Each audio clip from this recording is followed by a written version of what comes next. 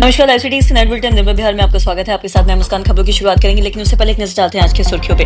कांग्रेस की हार का कारण ईवीएम नहीं, अमित शाह का निशाना। नीतीश ने बुलाई समीक्षा बैठक, बोले लंबित योजनाएं जल्द पूरी हों। पंचायत चुनाव में बड़ा बदलाव, ईवीएम से होगी वोटिंग। भूमि सुधार को लेकर डिप्टी सीएम का बड़ा बयान, बुलडोजर से बड़ी कार्रवाई, हर थाने में लगेगा जनता दरबार। सम्राट चौधरी का ऐलान, राहुल गांधी पर बम के गिरिराज सिंह बोले नॉन सीरियस लीडर। आरजेडी को झटका, नीतीश को हराने वाले पूर्व सांसद ने दिया इस्तीफा। बेगूसराय में जेडीयू नेता की हत्या, मचा हड़कंप। मवेशी बांधने के विवाद में फायरिंग का मुख्य आरोपी गिरफ्तार। पछुआ हवा ने बढ़ाई पूरे बिहार में ठंड, कोहरे के कारण ट्रेनें लेट। अब खबरें विस्तार से। चुनाव सुधार और एसआईआर पर लोकसभा में चर्चा के दौरान बुधवार को गृह मंत्री अमित शाह और नेता प्रतिपक्ष राहुल गांधी के बीच तीखी बहस हुई है और शाह ने अपनी बात रखते हुए ये भी कहा है कि नेहरू से लेकर अटल बिहारी वाजपेयी के समय तक के एसआईआर का जिक्र किया गया। विपक्ष पर निशाना साधते हुए अमित शाह ने यह भी कहा है कि 2014 में हारने की परंपरा शुरू हुई थी।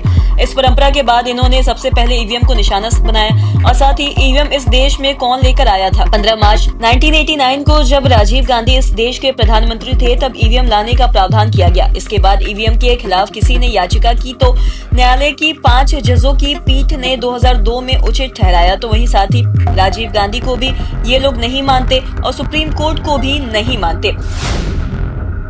मुख्यमंत्री नीतीश कुमार ने प्रगति यात्रा के दौरान विकास योजनाओं को लेकर जो निर्देश दिए थे उसकी समीक्षा बैठक बुलाई है और पटना में समीक्षा बैठक के दौरान मुख्य सचिव प्रत्यय अमृत ने प्रेजेंटेशन देकर सीएम नीतीश को योजनाओं का अपडेट किया और साथ ही साथ बता दें कि मुख्य सचिव ने बताया है कि प्रगति यात्रा के दौरान 430 योजनाओं की स्वीकृति दी गई है जो 22 विभागों में संबंधित है। और समीक्षा के दौरान मुख्यमंत्री नीतीश कुमार ने यह भी कहा है कि 2024 के दिसंबर एवं 2025 के जनवरी फरवरी माह में मैंने प्रगति यात्रा के दौरान सभी जिलों में जाकर विकास कार्यों को देखा है और साथ ही यात्रा के दौरान जो लोगों को फीडबैक मिला और साथ ही जमीनी स्तर पर मुझे जो भी कमी दिखी उसे पूरा करने के लिए 430 नई योजनाओं की भी स्वीकृति दी गई और जिस पर 50,000 करोड़ रुपए भी खर्च किए जाएंगे। बिहार में विधानसभा चुनाव के बाद अब पंचायत चुनाव की सियासी सरगर्मी तेज हो गई है।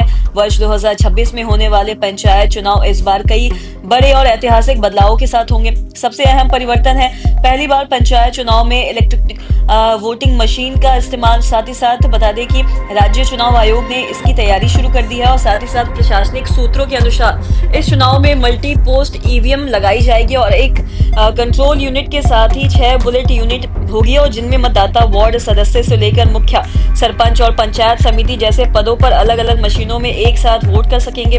और साथ ही यह तकनीकी बदलाव पंचायत चुनाव को अधिक पारदर्शी, त्वरित और साथ ही व्यवस्थित बनाने की भी दिशा में एक बड़ा कदम माना जा रहा है।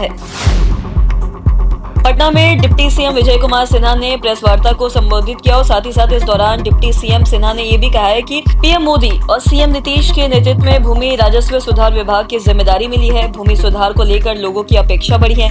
लोगों के बीच विवाद का सबसे बड़ा कारण भूमि ही रहा और साथ ही भूमि सुधार को लेकर समीक्षा के बाद कई बातें सामने आई है। 46 लाख लोगों ने अपना आवेदन किया है। 12 लाख के लगभग लोगों का समाधान होकर अपलोड हुआ। साथ ही भूमि को लेकर जो भी परेशानी आती है उसे किसी भी कीमत पर दूर किया जाएगा। और साथ ही डिप्टी सीएम ने यह भी कहा है कि कोई अधिकारी अगर आवेदन रिजेक्ट करता है तो पूरा कारण देना होगा। अधिकारी इस कारण की जांच करेगा। फर्जी कागजात पर निगरानी पर कार्रवाई सुनिश्चित करने का भी निर्देश और जो व्यक्ति फर्जी कागजात डालता है उस पर कड़ी कार्रवाई भी की जाएगी। बिहार के गृह मंत्री शाह उप मुख्यमंत्री सम्राट चौधरी ने 48 नवनियुक्त स्टेनोग्राफर पुलिसकर्मियों को नियुक्त पत्र सौंपा और साथ ही में उन्होंने ये भी कहा है कि वर्ष 2005 से बिहार में युवाओं को पारदर्शी और निष्पक्ष तरीके से सरकारी नौकरी देने की भी परंपरा कायम है, जिसे वर्तमान सरकार मजबूती से आगे बढ़ा रही है। गृह मंत्री ने सभी जिलों के पुलिस अधीक्षकों को निर्देश दिया है कि वो अपने जिले के प्रत्येक थाना में नियमित रूप से जनता दरबार लगाए ताकि आम लोगों की समस्याओं को सीधे सुना और साथ ही हल किया जा सके।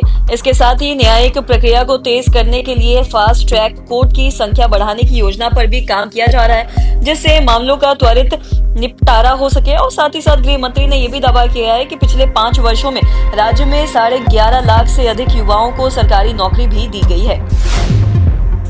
केंद्रीय मंत्री और भाजपा नेता गिरिराज सिंह ने एक बार फिर से कांग्रेस नेता राहुल गांधी पर जोरदार हमला बोला है। बता दें कि उन्होंने ये भी कहा है कि राहुल गांधी एक नॉन सीरियस लीडर है। उनका एकमात्र काम भारत को नीचा दिखाना है और देश के भीतर झूठी बातें फैलाना है। केंद्रीय मंत्री गिरिराज सिंह ने एसआईआर पर राहुल गांधी के ताजा बयान को झूठ फैलाने वाला बताया है और साथ ही केंद्रीय मंत्री ने ये भी कहा है कि नेता प्रतिपक्ष राहुल गांधी थिएटरलॉजी के मास्टर है। गिरिराज सिंह ने ये भी कहा है कि कांग्रेस नेता राहुल गांधी को ना संविधान पर भरोसा है, ना संवैधानिक संस्थाओं पर भरोसा है, और अगर इतना ही इनको अपने आप पर केवल अहंकार की सेवा कुछ नहीं है तो वह फ्रस्ट्रेशन में चले गए। और साथ ही सत्ता गरीब के बेटे के हाथ में है। बता दें कि इसे फ्रस्ट्रेशन में कभी चीफ जस्टिस या फिर जस्टिस के ऊपर आरोप लगाते रहे, तो वहीं बता दें कि वो वोट चोरी के ऊपर आरोप लगाते हैं लेकिन एक भी प्रमाण नहीं देते हैं।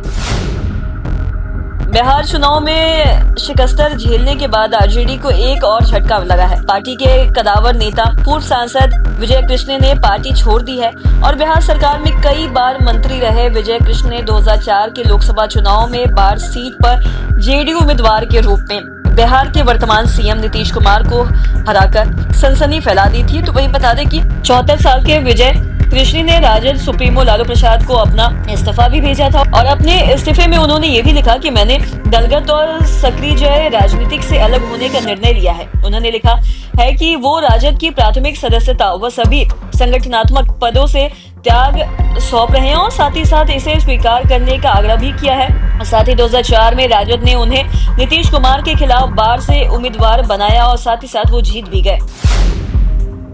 बेगूसराय में अपराधियों के हौसले काफी बुलंद हो चुके हैं। छेड़हारी थाना क्षेत्र के पीर नगर गांव में देर रात बेखौफ अपराधियों ने घर में घुसकर 100 जनता दल यूनाइटेड के पूर्व प्रखंड अध्यक्ष नीलेश कुमार की गोली मारकर हत्या कर दी। इस घटना से पूरे इलाके में हड़कंप और साथ ही साथ गांव में दहशत का माहौल पैदा हो गया।